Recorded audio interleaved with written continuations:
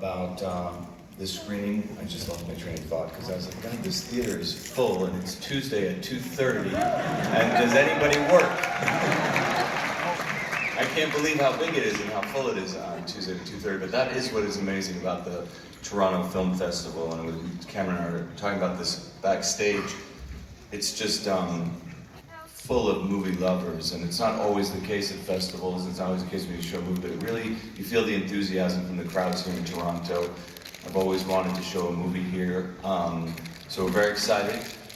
We're going to do a thing after, we're going to do a Q&A we were just talking about, so if you want to stick around after, it'll be fun. And yeah, just enjoy the movie. It was a lot of work. The movie is a slow burn. Be patient and enjoy it. And we'll see you after the screening. Thank you. Thank you so much. I wish Joaquin was here. He had to go home today, but he would love to be here. I know, but he's phenomenal in the movie. It's his movie, obviously, so I wish he was here. So we've got a few minutes to just talk a little bit about the film, and you may need a moment. So we will take some audience questions, but I want to begin, Todd, by just asking you about creating this world. And Joker's a character that most of us know in different incarnations. You've reinvented this in a certain way, and you've also created this incredible Gotham out of New York of 1981. Can you talk a little bit about that world that you've created here? Yeah, I mean, it's really a take on the New York that I remember from growing up, and you know, there's a lot of great movies that essentially serve as time capsules. I remember with our production designer, Mark Friedberg, and costume designer, Mark Bridges, and even the picture car guys, and Larry, of course, the DP. We watched, did you ever see Chantal Ackerman's, was it Letters from Home? Yeah, which is this Belgian filmmaker in 1977. She did these amazing long takes in New York City in 1977. It's amazing in that it's essentially a time capsule. And we watch that, and you just see how the city looked back then, how the cars looked, how people dressed, and we noticed, you know, it wasn't as crowded as the New York we know now. People weren't rushing as much. People sat on chairs outside the apartments because maybe they didn't have air conditioning, or I don't know.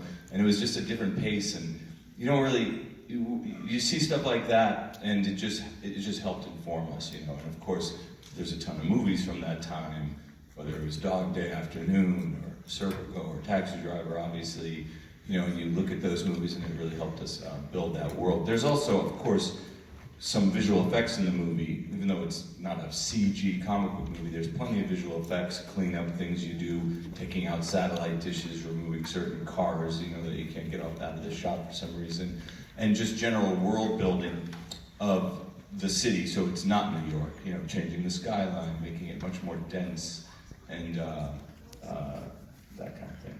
And I love that Chantal Ackerman is a reference point for Joker. That's fantastic.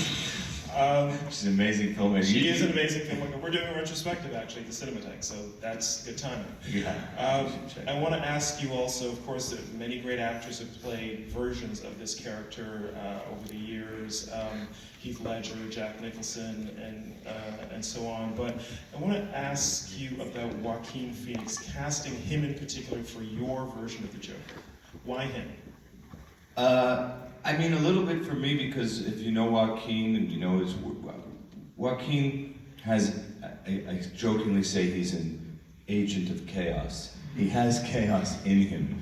And, you know, you can act that, probably, but if you don't have to, there's something to that. So when we started writing this and conceiving of this, we always had Joaquin in mind. I didn't really know him at that time, but I would say that was obviously also he's a brilliant actor and he could do anything, but there's something about him, he has a spirit in him that there's a little chaos in him.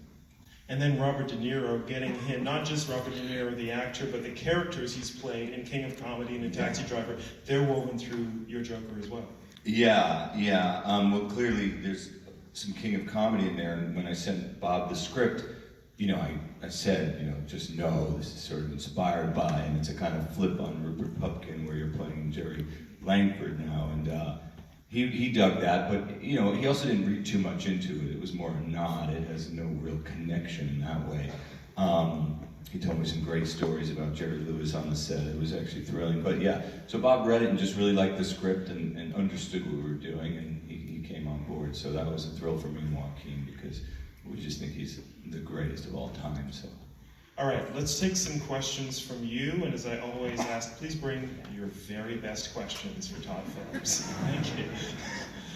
Let's go over here. Yes? Question is, what kind of challenges do you face building a movie around a villain rather than a hero? Well, that was what was interesting to us, and you know, we approached it, quite honestly, like we're doing an origin story of a villain, but the villain is the hero, and you root for him until you can't root for him any longer. And that point is different for certain people, but you definitely, you know, Arthur's actions in this movie are abhorrent by the end. You're not supposed to be rooting for him. And so there's this idea of like, what happens if the villain is a hero at the beginning? And then because of Joaquin's brilliant acting, I kind of describe it as like, you know, a volume knob from 0 to 11 for fun. And you know, he slowly is turning. It's not like somebody said to me, well, when does he, you know, turn into the Joker? It's like he goes into a phone booth and comes out as the Joker. It really, when you watch the movie again, if you ever do, you can really notice this kind of slow transformation that happens. And so yeah, the idea was to sort of do it almost as an origin story of a hero, but you know, where you're really rooting for him and you feel for him, and then there's a point, and it's different for everyone, where you're like, I'm out. The question is about the scene where he's sitting in the back of the police car. Was that a nod to The Dark Knight?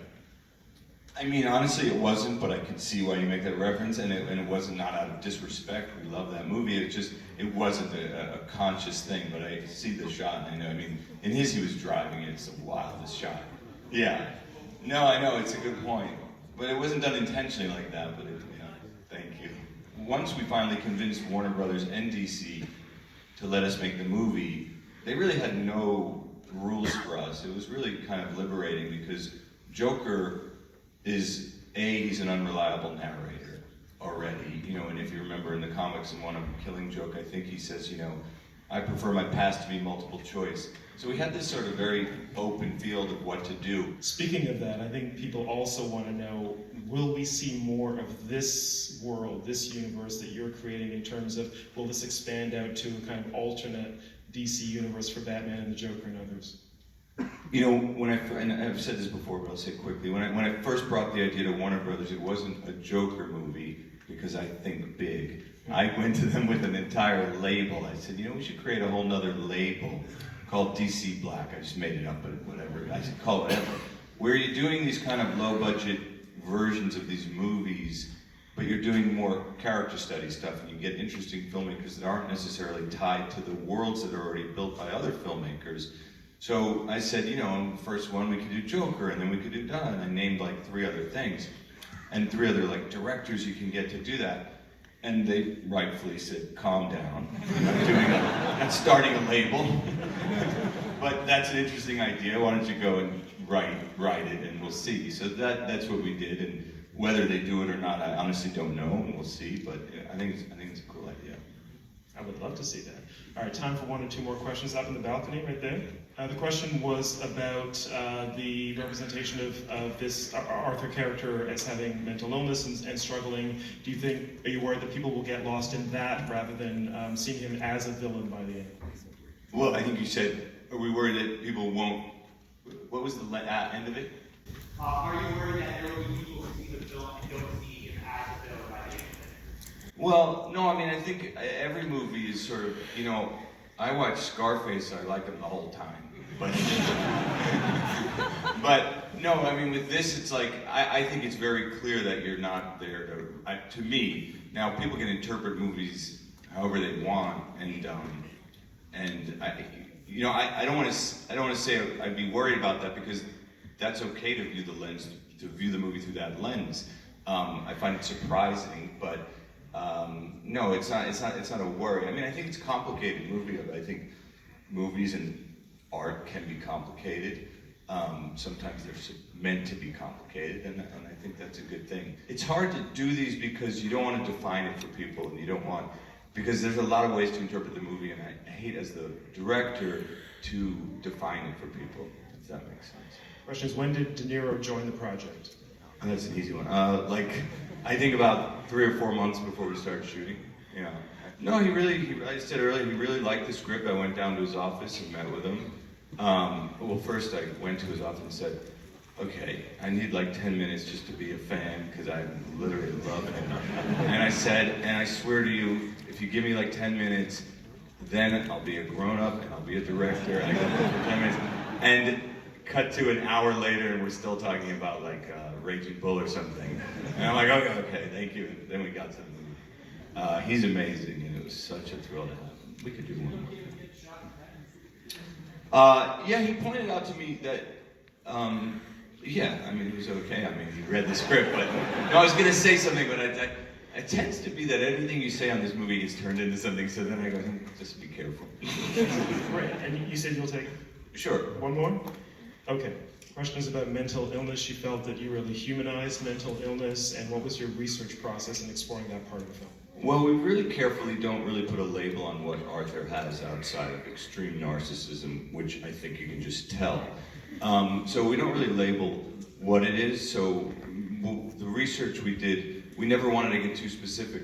And not because we were afraid to get specific, but because even for Joaquin, I didn't want to say, well, he's this and he's that and he's these things.